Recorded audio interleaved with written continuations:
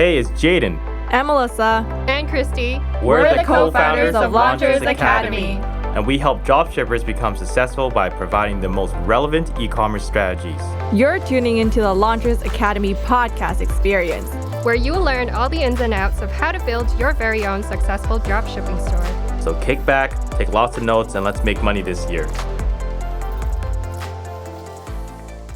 All right, everyone, and welcome to another episode of our Launchers Academy podcast experience. If you made it this far, we are literally in episode 43 today. You guys have been such loyal listeners and loyal followers. We want to thank you so much for listening to us. But today is a very exciting topic that I am very excited to lead, which is going to be talking about what are some lessons that we have learned from running multiple dropshipping stores. Now, there's a lot of lessons that we have, but we really honed it down to a few here that we think are the biggest lessons for you to take away if you were to start a new dropshipping store in 2022 and beyond. And this really is going to help you shortcut a lot of processes, a lot of failures that we have had, so you don't have to make the same mistakes that we did when we first started. It's going to save you a lot of money and a lot of time. So keep listening. So with that, we are going to do a roundtable along with Jaden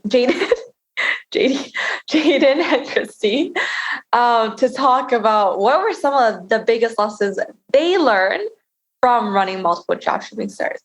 I'm going to pass it off to Christy to start it off. Awesome. Thank you, Melissa. So some of the greatest lessons that I learned, more so in terms of managing the stores, I would say is making it as efficient as possible and automating all the processes, because when you are running multiple stores, there's a lot going on. So when it comes to your store itself, so using Shopify, making sure that you make it easy for yourself to navigate between the stores. So Shopify has an option where you can simply add the store in and you're able to navigate through the different stores and link it all up. And then also if you use your mobile version as well, in their app, they do also allow you to add in multiple stores so that you can manage different stores more effectively to really increase that efficiency. And when you have to, look at your orders or look at your products, look at your analytics, you're able to navigate a lot more smoother that way. So another tip in terms of some of the lessons just coming from being able to manage a lot more effectively is making sure you also double check your products. So going into, we recommend using Overlow as an app to import products into your store, and you want to look at the different updates on your products as well. Sometimes things change. So you want to make sure that you have your product quantity in there and you have the right links. They're not broken or anything. So it's a lot in terms of making sure your products are all good to go and double checking everything as well. And the good thing about Overlow is you're able to also automate the fulfillment process. So make sure you really take advantage of that, so you're not trying to order products on your own manually, especially when you're managing multiple stores. You're going to want to also make sure you order products efficiently, right? So just really leveraging the tools out there and making sure that you can be as efficient as possible. So especially when it comes to also, changing, sometimes you might want to use your laptop or your phone to manage your stores. You can definitely do that. And it does make it a lot more faster for you to navigate between different stores and making sure everything is good to go. So really leveraging the different tools out there is super important. Yeah, absolutely. Any tool that you're able to use to automate the side of your business to make it easier for you and your team is really going to help you with not having to spend so much time working in the business. And it's going to give you an opportunity to work on the business. So with that kind of tailors into my point and segues very well, is having a team. When you know that you have a consistent store running profitably, that's where you're able to scale up higher in terms of the number of people on your team. You might be listening right now as a listener and you are a solopreneur, which is completely fine in the beginning stages. But as you scale up, have more orders are coming in, have more customers are asking you about questions on your products, on your brand, et cetera, doing refunds, then you'll really want to outsource certain tasks. So you as a business owner don't have to focus on these, more daily operational or more mundane tasks. And instead you're using your energy and your time on things that are going to move the business forward, move the needle of the business, like marketing strategy. How are you going to get into other channels, et cetera, like what we've talked about in previous channels. So outsourcing. And the number one thing that you should always outsource as an e-commerce brand is the customer service side of things, because you don't want to have to spend your energy and time dealing with that. It's good to have it in the beginning because getting real customer feedback is going to help you improve your brand, your store. But later on, when you are growing, you don't need to work on this task. The other thing about customer service is there can be, negativity that kind of comes through emails, and you as a business owner don't want to waste your time and energy dealing with that, because it's going to take you not only energy and time away, but it's going to kind of give you a little bit of that, pessimism, and you don't want that affecting your mindset or your day-to-day work. So aside from customer service, the other thing that we would say for you to outsource as well is if you're able to outsource, other operations. So fulfilling orders, you as a business owner should not, spend time doing that as well. Instead, it should be a VA that you can hire who can help with fulfilling the orders, along with helping with the customer service. That's a huge part.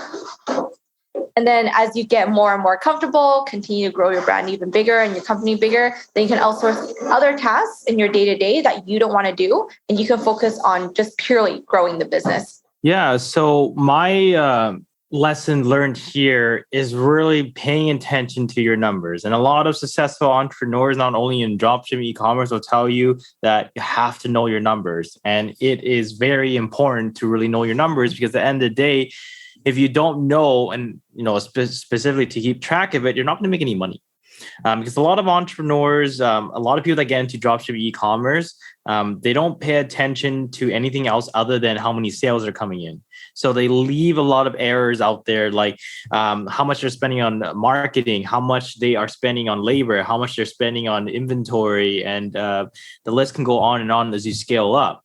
And if you're only focused on one number, at the end of the day, maybe that number is actually not profitability, right? It can be great to make $1 million with your store, but if you are expensing $1.5 million in terms of like expenses and overhead, that means you are backwards by $500,000. And not to scare you, but it does happen to some e-commerce entrepreneurs that don't really pay attention to their bottom line and their top line and really just know their business inside out.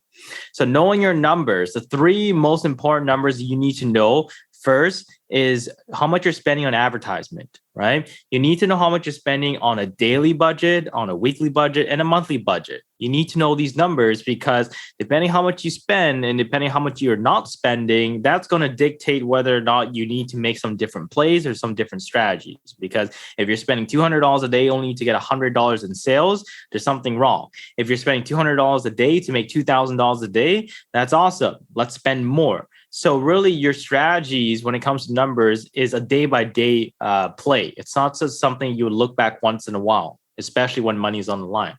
So knowing how much you're spending on marketing is super important. Second is looking at the numbers you're spending in terms of your unit costs. So you do have to pay your supplier, an X amount of dollars based on what you just sold. So you need to know specifically how much is going to cost you for the unit plus shipping. So that way you can have a good understanding of how much profit you're going to make on the marked up price of your product. Okay. And then the last number you need to know is really how much you're making at the end of the day. So what your total gross sales is. These three numbers are the most important because the majority of your dropshipping business is going to be really just catered towards ads. You're going to spend a lot of money on marketing before you get to the point where organic traffic, influencer marketing, all that stuff will really take a huge play into your business. But it really comes down to marketing. So knowing how much you're spending every single day in terms of your ad costs, knowing how much you're going to have to pay your supplier, and then know how much you're making in terms of gross revenue will equal profits. So if you find yourself losing money, so that means if you keep spending more money in marketing and keep buying more units from your supplier, you're just going to be losing money. So it's really important to take note of that, because the goal is not to build $1 million business that never makes money. The goal is to build $1 million business that makes so much money that you're laughing to the bank. Because far too often we've seen a lot of people, when it comes to drop shipping, they don't make any money. But it's cool to say, yeah, I built $1 million store, but you're still living in your mom's basement because you didn't really make any money. You don't want that. So just really pay attention to your numbers. If you're not a numbers person, really, you can just hire someone for $5 to $10 somewhere, outsource it to someone who loves numbers, an assistant who can take care of all that for you. That just sends you a spreadsheet and go like, here are the numbers. Here's how much you're spending. Here's how much you're making. Whether you're at a loss, whether you're at a gain. You need to know that specifically as you are the head of your business. You need to know whether or not you're profitable or you're in the negative. And the last thing you want to do is literally you start your drop shipping business and you run it for a month and you've spent $10,000 and you thought you were making $50,000, but you're actually down by $20,000 because you spent way too much money in marketing. Okay. So anyways, with that being said, really numbers at the end of the day is super, super important for all of us to really pay attention to. And if you care about your numbers, the business will care about you. And if the business cares, then you'll make money. So that's my number one tip, a lesson that we've learned because we did not start off really caring about the numbers per se until we took it seriously and dove into it. We're like, holy crap, that's how much we spent versus how much we made. And it does become a shock. So don't let it become a huge shock. Start early and get into the habit of really paying attention to your numbers. That is such a golden nugget and such a great tip right there. If at the end of the day, you're running a business, if you don't understand the numbers, if you don't even know if you're profitable or not, then what are you really doing? Why are you in this business, right? So understanding the numbers is huge and you have to look at them every single day. Spend half an hour or an hour, whatever you need to really look into your ad costs, profitability. Are you making money? If not, what do you need to change in order to actually make money? Or do you need to cut the spot loose, right? And never look back, move on to the next one. Very, very important. And from knowing your numbers, that's when you get to that profitability, get to that consistent scaling, you know what ad strategies to use. And then the tips that myself and Christy gave you on automating, as well as outsourcing is going to be a lot helpful when you get to that stage. So very, very great tips. Now, before we wrap up, just a popcorn, a fun question here.